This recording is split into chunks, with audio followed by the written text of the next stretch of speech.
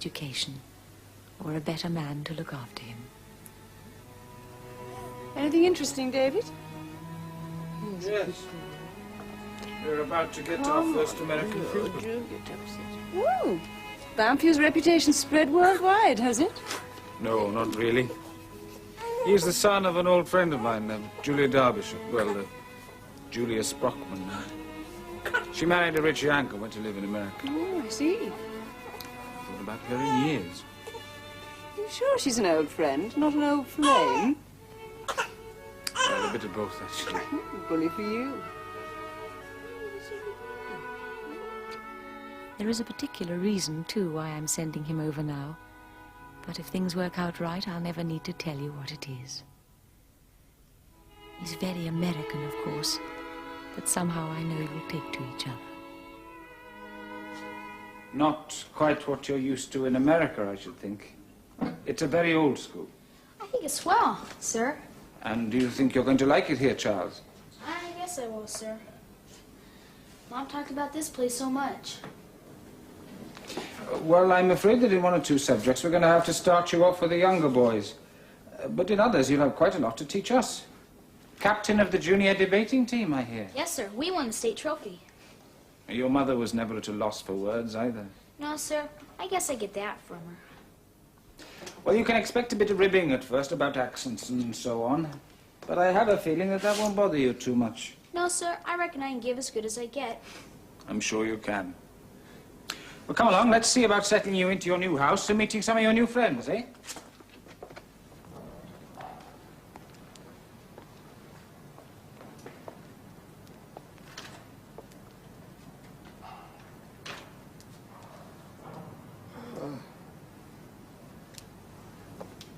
Very good of you to come, PJ. This place must have some less than happy associations. That's true. Can't say I find it altogether congenial myself. Point of fact, I loathe the place. How's Christine, the baby? Oh, fine. We've called him Ian, after you.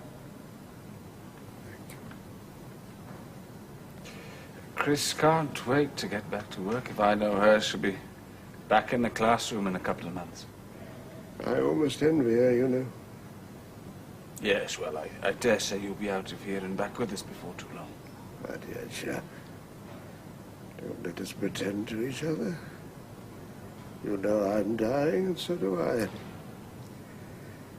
Quack seems to feel it's none of my business. Gauche young fellow. I was forced to be rather severe with him. 3 months, he thinks.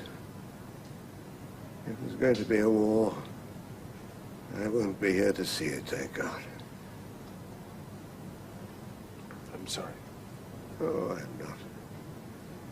I think I've had quite enough. I do, however, have one favor to ask. Anything you like. Wait till you hear it, impetuous fellow. I have a sentimental notion that I'd like to discharge myself from hospital and die at Banfield. Only place I feel comfortable. You must tell me if you find that too macabre. No, of course you must. But will you be able to manage? Oh, I'll engage a nurse if it should prove necessary. Money, as you know, is no problem for me. I should like to die at Banfield, David.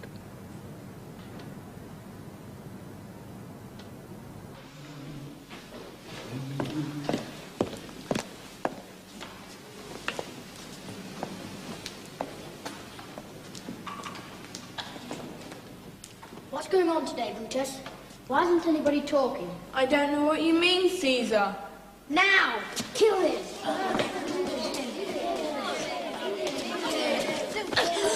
I thought you You're my friend, Brutus.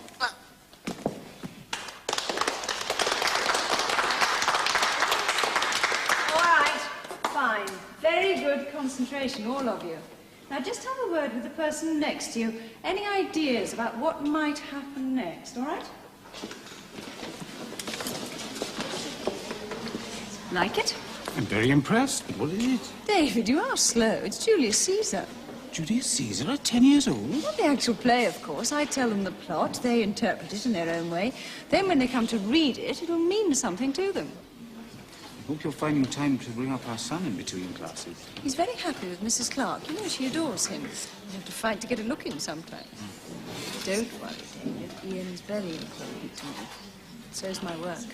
And you certainly impressed that LCC man. They're going to take up 6 more places next year, and they've agreed to pay board and tuition. That's marvellous. We're going to fill my school with cockneys. Bright boys with family problems. That's not unusual for Bamfield. And they will be bright.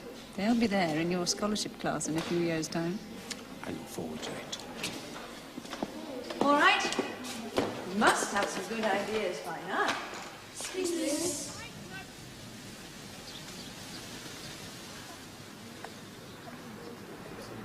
Not too hot for you?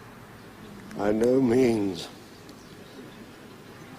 In my next incarnation, I plan to be a lizard and bask on a rock.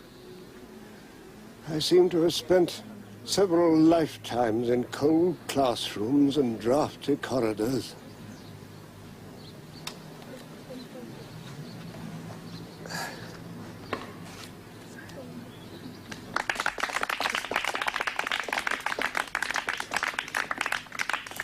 And how does it feel to be a famous success? I'm not a famous success. The Times educational supplement describes your work in glowing terms. The very summit, I should have thought, of pedagogic glory. I thought so. I thought so. Mustn't eclipse your husband. Little danger of that. No, I think not.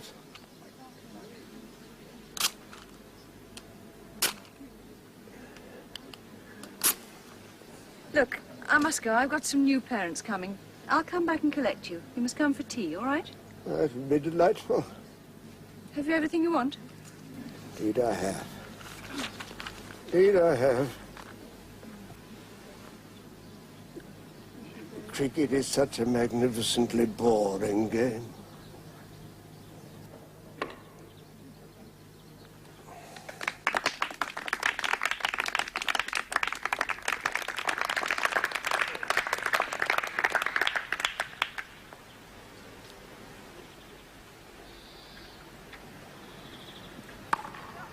Hi. Hello, Charles.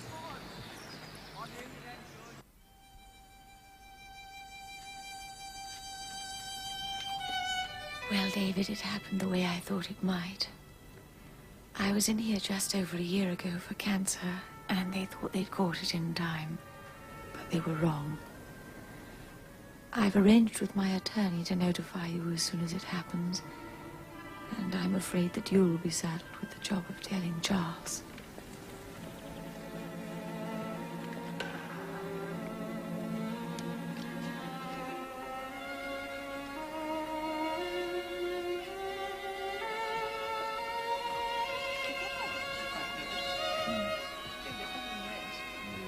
Education, or a better man to look after him. Anything interesting, David? Yes. We're about to get our first American film. Woo! Bamfield's reputation spread worldwide, has it? No, not really. He's the son of an old friend of mine, Julia Derbyshire. Well, Julia Sprockman.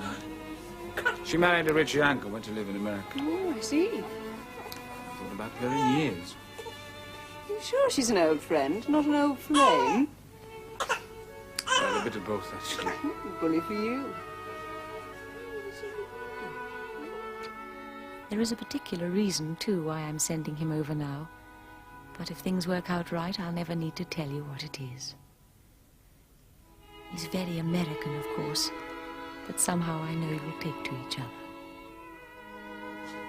Not quite what you're used to in America, I should think.